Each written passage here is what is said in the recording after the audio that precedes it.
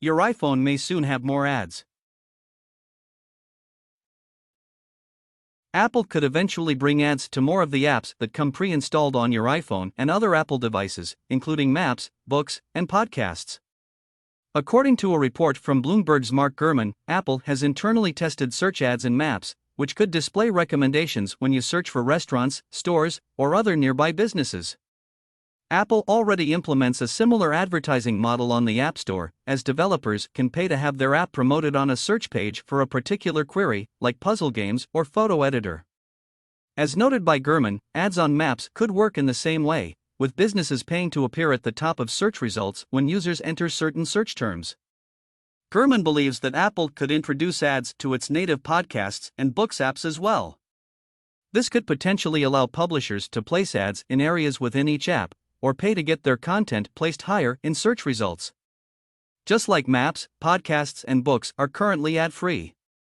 And while the App Store already has ads on the Search tab, Gurman expects Apple to expand ads to the Today tab and app download pages, which tracks with previous reports from 9to5Mac, Apple Insider, and MacRumors.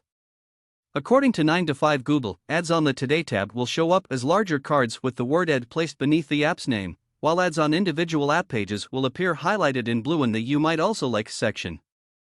Apple may be looking to expand its advertising business even more. Gurman mentions the potential for advertising on Apple TV Plus, too, and says the company could opt to create a lower-priced ad-supported tier, something both Netflix and Disney Plus plan on doing by the end of this year.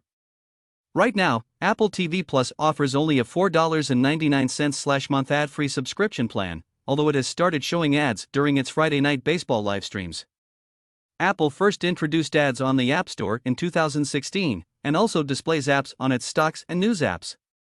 Last September, the company started asking users whether they want to enable the personalized ads that appear on these apps, in compliance with its own App Tracking Transparency (ATT) policy that costs social platforms billions of dollars.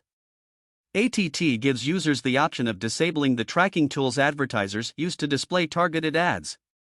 It may have contributed to the overall growth of Apple's advertising sector, as it has left businesses scrambling to reconsider their advertising strategies.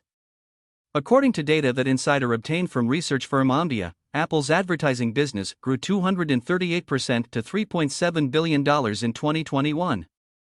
Apple's move to open up more ad slots on its App Store and potentially on Maps, Podcasts, and Books could signal that Apple's looking to expand its advertising business even more. In May, a report from Insider revealed that Eddie Q, Apple's senior vice president of services, is reportedly planning to restructure Apple's services business to direct more attention to streaming and advertising. Apple's services arm, which includes advertising and its various subscriptions, saw a 12% increase in revenue last quarter.